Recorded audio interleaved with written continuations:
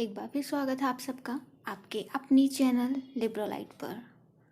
आज हम पढ़ेंगे टेबल नंबर 4 के बारे में, जो कि है हमारी सब डिविजन्स ऑफ इंडिविजुअल लैंग्वेजेस की टेबल। तो चलिए शुरू करते हैं। आज के टाइटल्स हैं हमारे Sanskrit grammar, dictionary of Sindhi, French English dictionary, Urdu words in Hindi, translating German in other languages, French readers for English speaking people. ठीक है, दो और टाइटल्स लिए हैं मैंने, जो है grammar of Pali language, the second one is pronunciation of Nepali language. तो शुरू करेंगे हम संस्कृत ग्रामर से। शुरू करने से पहले हम जानेंगे कि टेबल नंबर 3 और टेबल नंबर 4 में क्या डिफरेंसेस होते हैं। तो आपको मालूम है समरीज के बारे में, जिनमें होती है हमारी फर्स्ट समरी में 10 मेन क्लासेस, और 10 मेन क्लासेस में 800 होता है हमारा लिटरेचर्स। जब हमें कोई ऐसा टाइटल दिया जाता है जो लिटरेचर से बिलोंग करता है, तो हमारा जो नंबर शुरू होता है वो 8 से होता है, और इसलिए हम अपनी मेन क्लास जो ढूंढते हैं वो ढूंढते हैं 800 लिटरेचर में। उसी प्रकार से अगर हमारा टाइटल लैंग्वेज से रिलेटेड है तो हम अपना टाइटल बनाते हैं 400 लैंग्वेज में। ठीक है, फॉर एग्जाम्पल मेरे पास दो टाइटल्स हैं, एक है हिंदी डिक्शनरी और एक है हिंदी पोइट्री। दोनों में मैंने लिया है हिंदी को। अब इनमें से कौन सा टाइटल बनेगा लिटरेचर में और कौन सा टाइटल बनाया जाएगा लैंग्वेज में, ये डिपेंड करता है हमारे टाइटल पर। हम सिर्फ हिंदी देखकर अपना टाइटल नहीं बना सकते, ना ही हम ये बता सकते हैं कि इसकी मेन क्लास कौन सी है। लेकिन यहाँ हिंदी पोइट्री हो जाता है हमारा लिटरेचर की form. That's why Hindi poetry जुड़ा हुआ है लिटरेचर से, जो कि होती है हमारे 800 की क्लास। जबकि Hindi dictionary is a form of language, इसीलिए इसे हम बनाएंगे 400 लैंग्वेजेस में। चाहे हम ग्रामर की बात करें, चाहे हम प्रोनाउंसिएशन, पैलियोग्राफी, रीडर्स, ट्रांसलेशन, ये सब चीज़ें होती है लैंग्वेज से जुड़ी हुई, ये लिटरेचर से जुड़ी हुई नहीं होती हैं। ठीक है, अक्सर स्टूडेंट्स इस चीज़ में कंफ्यूज हो जाते हैं कि हमें जो नंबर लेना है वो लिटरेचर से लेना है या फिर लैंग्वेज से। तो लिटरेचर में लिटरेचर से जुड़े क्वेश्चंस होते हैं, उसमें जो टेबल यूज़ होती है वो लिटरेचर की फॉर्म के लिए यूज़ होती है। जबकि लैंग्वेज में लैंग्वेज से जुड़े क्वेश्चंस होते हैं, और उसमें जो टेबल यूज़ होती है टेबल नंबर 4, वो यूज़ होती है लैंग्वेज से जुड़े हुए फॉर्म्स के लिए। राइट, तो चलते हैं संस्कृत ग्रामर पर। तो यहाँ हमारा संस्कृत हो जाएगा मेन क्लास, जिसका नंबर होता है 491.2। ठीक है, इसमें हमें ऐड करना है ग्रामर, लेकिन उससे पहले हम इसे एक बार देखेंगे समरी में। तो चलिए चलते हैं। ये है हमारी फर्स्ट समरी, जिसमें दी गई है 10 मेन क्लासेस, और यहाँ आप देखेंगे तो आपको दिखाई देगा 400 लैंग्वेजेस का नंबर। इसे हम देखेंगे सेकंड समरी में। ये है हमारी सेकंड समरी, जिसमें 400 लैंग्वेज के अंदर 490 पर दिया गया है अदर लैंग्वेजेस। अब जाएंगे हम थर्ड समरी में।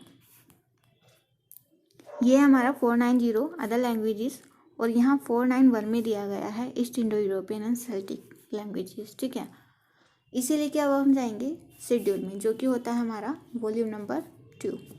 ये है हमारा वॉल्यूम नंबर 2, इसमें 491 आप देखेंगे east Indo European Celtic languages, और यहाँ आप नीचे देखेंगे .2 पर दिया गया है संस्कृत।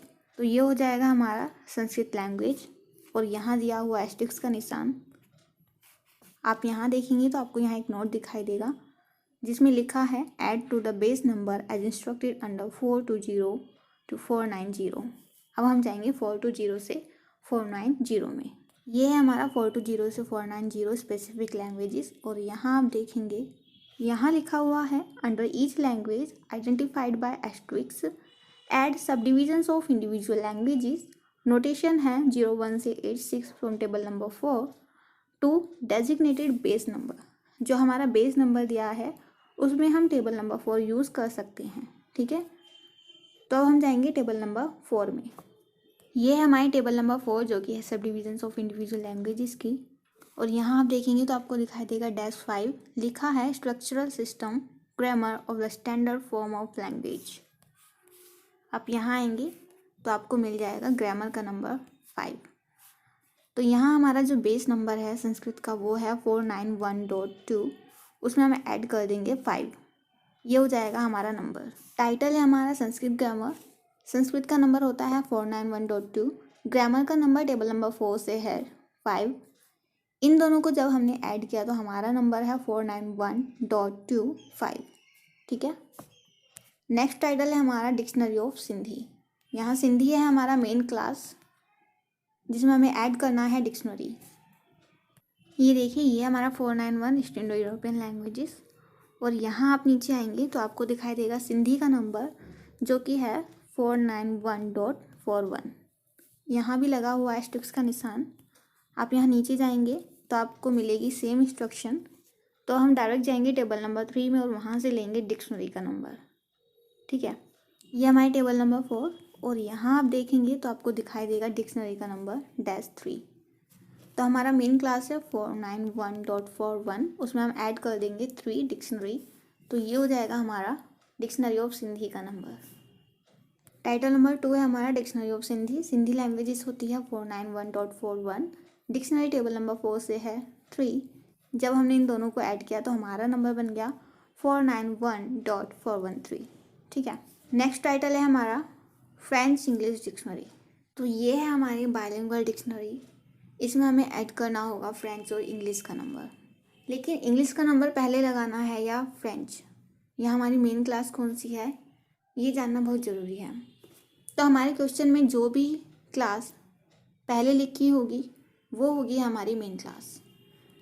जैसे यहाँ लिखा हुआ फ्रेंच, तो यहाँ हमारी फ्रेंच हो जाएगी मेन क्लास, जिसका नंबर होता है 440।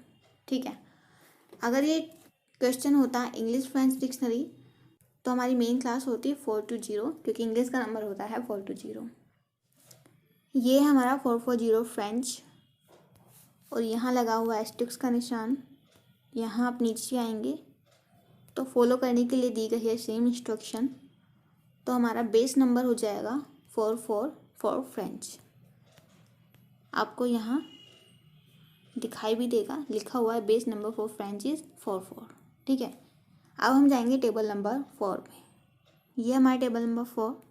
और आप यहाँ आएंगे तो आपको दिखाई देगा डिक्शनरीज के अंदर दिया गया है बाइलिंगुअल।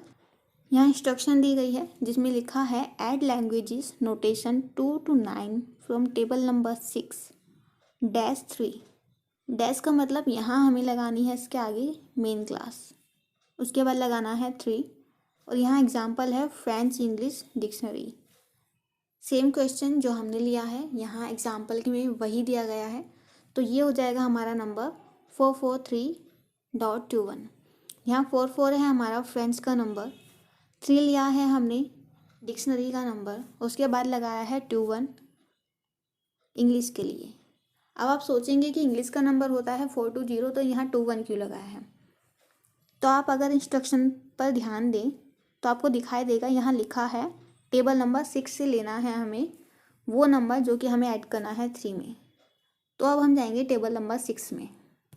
ये हमारी टेबल नंबर 6 लैंग्वेजेस की, और यहाँ दिया गया है 21 फॉर इंग्लिश। तो हमारा नंबर हो जाएगा 44 for French, 3 for dictionary .21 from table number 6। ठीक है। अगर हमारे टाइटल में दिया होता इंग्लिश फ्रेंच डिक्शनरी, तो जो हम नंबर बनाते वो बनाते इंग्लिश को एज अ बेस नंबर लेकर। ठीक है। उसमें हम ऐड करते 3 एंड देन ऐड करते फ्रेंच का नंबर, जो कि होता है 41 टेबल नंबर 6 से। ये देखिए, तो हमारा नंबर बनता 423.41। ठीक है। यहाँ 42 लिया है इंग्लिश का नंबर, 3 है डिक्शनरी के लिए, और 41 दिया है फ्रेंच का नंबर। ठीक है। अगर हमारे पास ऐसा कोई क्वेश्चन आता है तो कोई भी लैंग्वेज जो हमारे टाइटल में पहले लिखी होगी हम उसको एज अ बेस नंबर लेंगे, और दूसरी लैंग्वेज के लिए हम यूज़ करेंगे टेबल नंबर 6 का। ठीक है। लेकिन उससे पहले यूज़ करेंगे 3, जो कि हमें लेना होता है टेबल नंबर 4 से। अगर हमारा हिंदी संस्कृत डिक्शनरी है तो हिंदी हो जाएगा हमारा बेस नंबर, और संस्कृत लेना होगा हमें टेबल नंबर 6 से। ठीक है। तो टाइटल है हमारा फ्रेंच इंग्लिश डिक्शनरी। फ्रेंच का नंबर है 440, डिक्शनरी का नंबर होता है 3 टेबल नंबर 4 से, और इंग्लिश का नंबर हमने लिया है 21 टेबल नंबर 6 से। जब हमने इन तीनों को ऐड किया तो हमारा नंबर बन गया 443.21। नेक्स्ट टाइटल है हमारा उर्दू वर्ड्स इन हिंदी। अब आप सोच रहे होंगे कि यहाँ उर्दू अगर हमारे टाइटल में पहले दिया है तो हम उर्दू का नंबर जो लगाएंगे वो पहले लगाएंगे और उसे लेंगे एज अ बेस नंबर, और हिंदी को लेंगे हम टेबल नंबर 6 में। लेकिन अगर आप ऐसा करते हैं तो आपका आंसर हो जाएगा गलत। सपोज़ हमारे पास एक बॉक्स है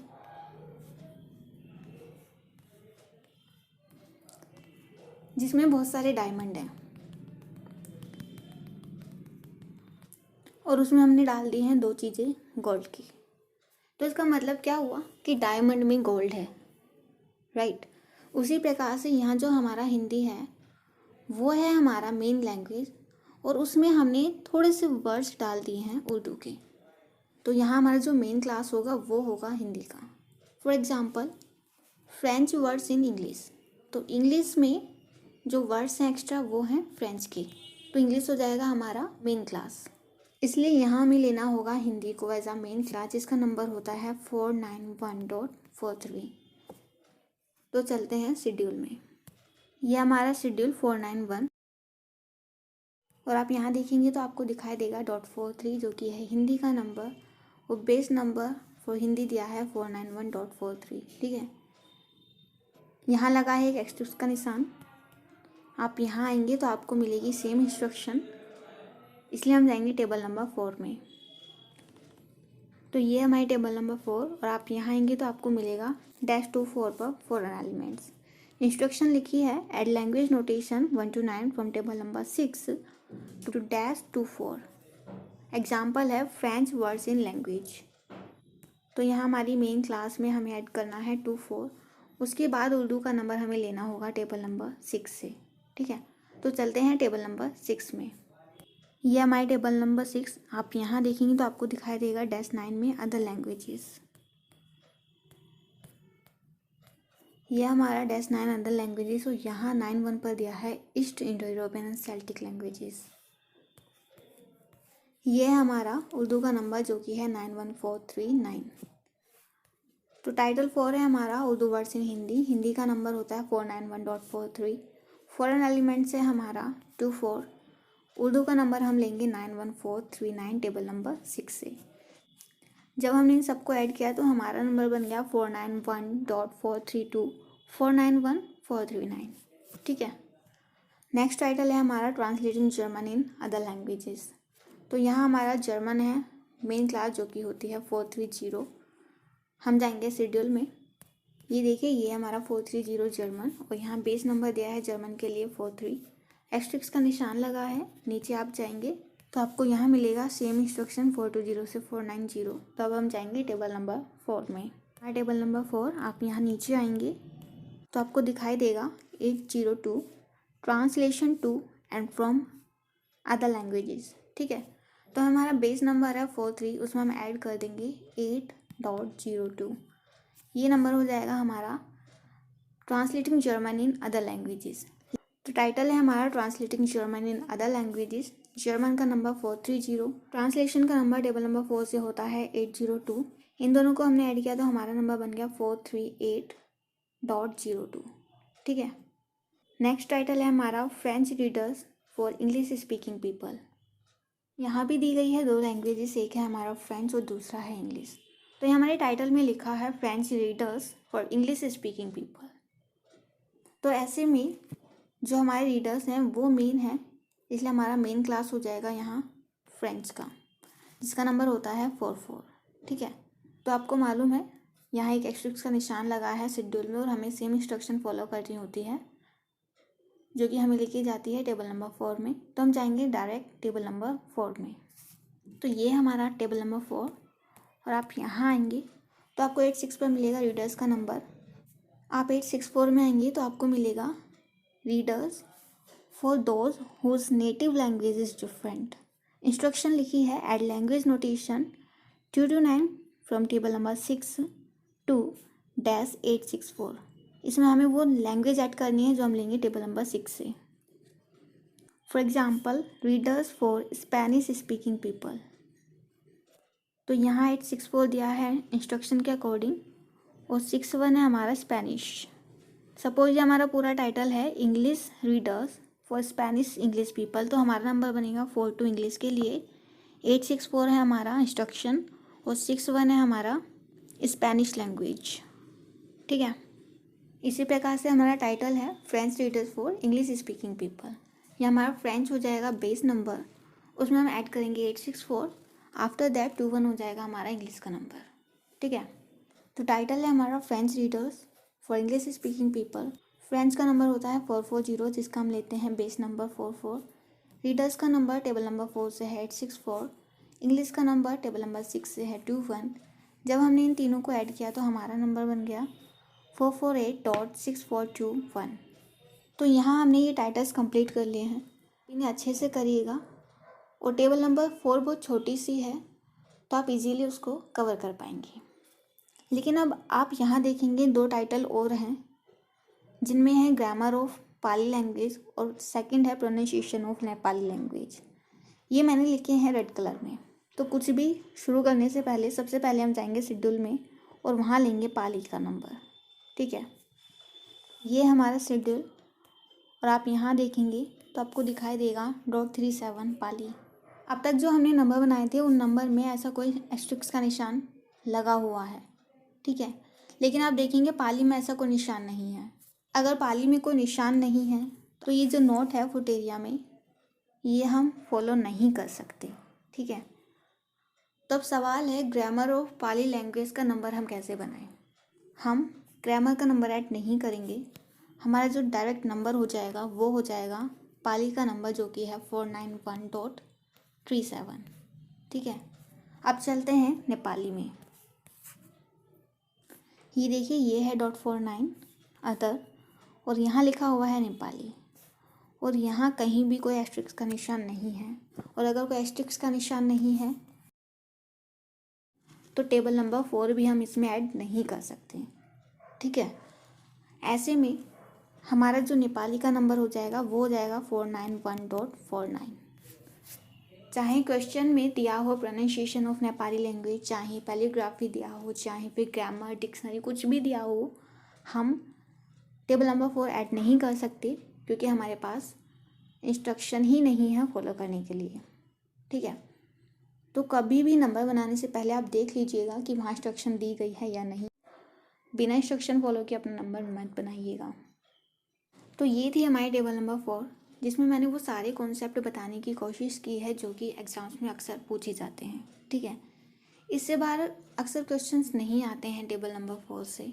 अगर आएंगे तो आपको इंस्ट्रक्शन फॉलो करना आता है, आप आराम से नंबर बना सकते हैं। टेबल नंबर 4 में आपको कोई दिक्कत नहीं आएगी। नेक्स्ट वीडियो में हम कवर करेंगे टेबल नंबर 6। तब तक ध्यान रखिए। वीडियो देखने के लिए थैंक यू। अपने फीडबैक देना मत भूलिएगा। खुश रहिए, हंसते रहिए और पढ़ते रहिए। अगर आपको डीडीसी से रिलेटेड कोई भी डाउट है तो आप टेलीग्राम पर लिब्रोलाइट का ग्रुप ज्वाइन कीजिए और अपने डाउट्स पूछ सकते हैं। ठीक है, टेलीग्राम चैनल और ग्रुप का लिंक आपको डिस्क्रिप्शन में मिल जाएगा। तो अब मिलेंगे नेक्स्ट वीडियो में।